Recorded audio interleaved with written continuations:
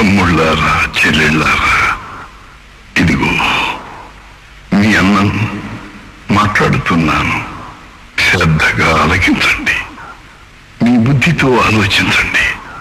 మీ నిర్ణయంతో నన్ను ఆదేశించండి. మీకు తెలుసు, ప్రజలే నా దేవుళ్ళని, ప్రజాక్షేమమే నా ఊపిరని, ప్రజాసేవే పరమార్థమని, బడుగు ప్రజల అభ్యున్నతి కోసమే ఈ జీవితం అంకితమని మీకు తెలుసు. అందుకే మీ అందే నాకు కొండంత బలం, మీ చైతన్యమే నా జీవనాడి. మీరు చెప్పేదే న్యాయం, చేసేదే ధర్మం. కాబట్టి నాటి నుంచి నేటి వరకు జరిగిన చరిత్రను మీ ముందు ప్రజా న్యాయస్థానం ముందు ఉంచుతున్నాను. మంచి ఏదో చెడేదో, నిజమేదో అబద్ధమేదో మీకు తెలియాలని, ఆశయానికి ఆశకు, త్యాగానికి స్వార్థానికి, నీతికి అవినీతికి మధ్య జరుగుతున్న ఈ సమరంలో న్యాయ నిర్ణేతలు మీరు. ఎవరు విజేతలో తేల్చవలసింది కూడా మీరే. 1982వ సంవత్సరంలో తెలుగుదేశం పార్టీని స్థాపించాను. 1994లో మళ్ళీ ఎన్నికలు వచ్చినాయి. 224 సీట్లతో అధికారాన్ని చేపట్టిన తెలుగుదేశం ప్రభావాన్ని ప్రతిఘటించడం చేతగాని తెలుగుదేశం వ్యతిరేక శక్తులు కొంతమంది లోన గూడు పుటాణి ఆరంభించారు. ఈ గూడు పుటాణికి గురు, ఈ కుట్రకు గూడు, ఈ మోసానికి మూల స్తంభం, ఈ పద్మ వ్యూహానికి కేంద్ర బిందువు చంద్రబాబు నాయుడు.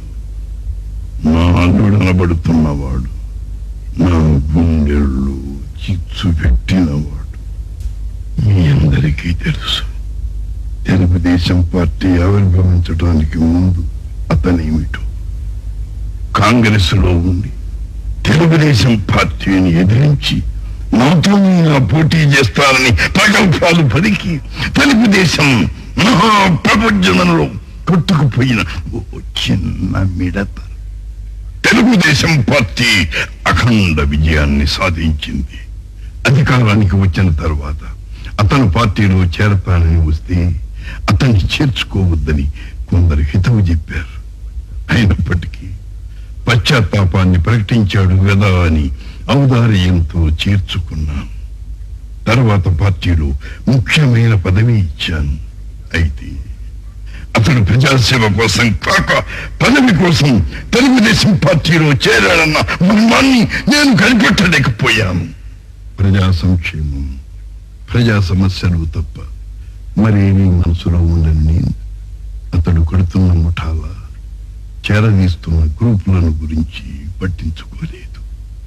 అసలు అతనిలో పదవీ కాంక్ష ఎంతగా గురిగట్టుకుంటుందని, ఆ కోరిక అతన్ని దూరిగా మారుస్తుందని, అతని వల్లే ప్రజలు ఎన్నుకున్న ప్రభుత్వం తప్పుకోవలసి వస్తుందని, అతని వల్ల ప్రజాభీష్టమే వ్యర్థమైపోతుందని, ప్రజాస్వామ్యం పట్టపగటే హత్యకు గురవుతుందని, అధికారం కోసం ఆ పెద్ద మనిషి ఇంతటి అల్పమైన, నీచమైన, అతి దారుణమైన వెన్నుపోటుకు కూడా సిద్ధపడతాడని ఊహించలేకపోయాను.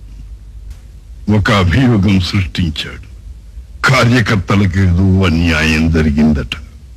ఏమిటా అన్యాయం? ఎవరికి అన్యాయం? పార్టీ పట్ల శ్రద్ధాభక్తులతో, అంకిత భావంతో పనిచేసి ప్రజల విశ్వాసాన్ని చూరగొన్న ఏ కార్యకర్తలకు, ఏ నా తమ్ముళ్లకు అన్యాయం జరగలేదు. ఒకవేళ ఏదైనా లోటు జరిగితే అది అవకాశవాదులకే జరిగింది. చంద్రబాబు, ఆ పెద్ద మనిషి, ఆ మేకవన్ని పులి, ఆ తేనె పూసిన కత్తి తయారు చేసిన కుట్రదారులకే జరిగింది.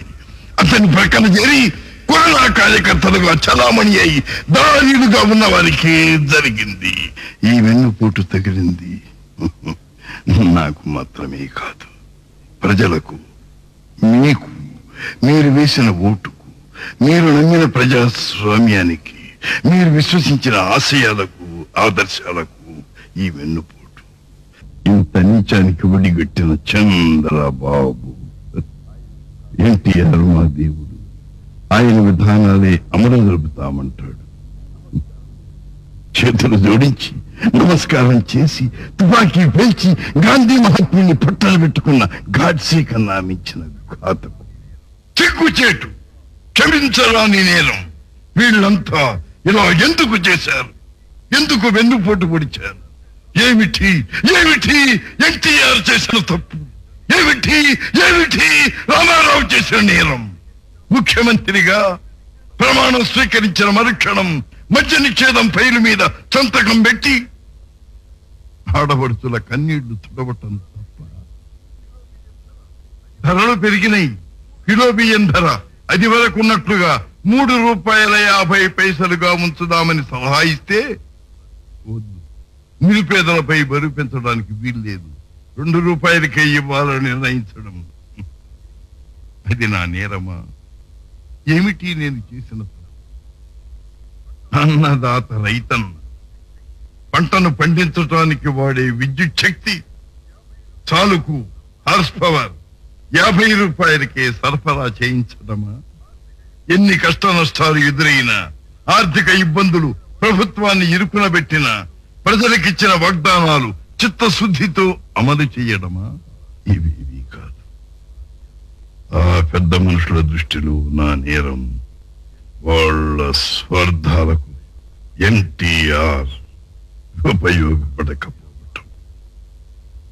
బడా వ్యాపారుల, సారాజుల అధిక లాభాలకు తెలుగుదేశం ప్రభుత్వ విధానాలు అడ్డుకోవటం, వాళ్ళ స్వప్రయోజనాల పరిరక్షణ కోసం వాళ్ళ చేతుల్లో కీలుబొమ్మ ప్రభుత్వం కాకపోవటం, దళారీలు, పవర్ బ్రోకర్స్ కు ఆస్కారం లేకపోవటం, ఇవి నేను చేసిన నేరాలు. మరి వాళ్ళు పెద్ద మనుషులు, ప్రజాస్వామ్య పరిరక్షకులు. రక్షకుల కాదు, రక్షకులు. ధనకాంక్షతో, పదవీ వ్యామోహంతో పెడదారులు పట్టిన వీళ్ళు స్వప్రయోజనాలు తప్ప ప్రజలను గురించి ఏనాడు ఆలోచించని ఈ స్వార్థపరులు ప్రజా ప్రయోజనాలను సాధిస్తారా? ప్రజాభిమతాన్ని తల్లకిందులు చేసిన వీళ్ళు ప్రజాస్వామ్యాన్ని పరిరక్షిస్తారా? అంకిత భావంతో ప్రజాసేవ చేస్తారా? తన ప్రజలు ప్రజాకంటకుడైన చంద్రబాబు వల్ల ఏ దుస్థితిని, ఏ దురవస్థను ఎదుర్కొంటారో వెన్నుపోటు కుట్రను బయటపెడుతూ ఓ ప్రెస్ మీటులో ఆనాడే ఊహించారు, చెప్పారు ఎన్టీఆర్. ఆ నిజాలను సజీవ దృశ్య దర్పణంగా చూడండి. ₹2 బియ్యం అడిగారు, ఇచ్చాను. మద్యపాన నిషేధం నా ఆడబిడ్డలు కోరారు, నేను ఇచ్చాను. అదే రైతులు మేము వాడే విద్యుత్ శక్తి సంవత్సరానికి ఒక హార్స్ పవర్ ₹50 ఇస్తానని కూడా చెప్పాను, చేశారు. కాబట్టి ప్రజలు ఉంచేటటువంటి విశ్వాసం మన మీద. అది ఒకప్పుడు చూచాం మనం, ఎప్పుడో గత చరిత్రలో. మరి తండ్రిని జైలులో పెట్టిన సామ్రాట్లు ఉన్నారు, అన్నాల్ని రాజ్యాధికారం కోసం చంపినటువంటి సోదరుడు ఉన్నాడు, ఔరంగజేబ్. మరి ఆ దురదృష్టకరమైన విధానం ఇన్ని వందల సంవత్సరాల తర్వాత తెలుగు జాతి చరిత్రలో మన రాష్ట్రంలో ఈనాడు తిరిగి జరిగింది. అది మన దురదృష్టం. అటువంటి చిన్నబోయిన తనాన్ని, చిన్నబుచ్చే తనాన్ని మన జాతి అనుభవించడం అనేది అది కేవలం నేను చేసుకున్న పాపం. ఎందుకంటే నా వాళ్ళుగా ఉంటూ జాతికే ద్రోహం చేసి ఈనాడు మాయని మచ్చ తెచ్చారు ప్రజాస్వామ్యానికని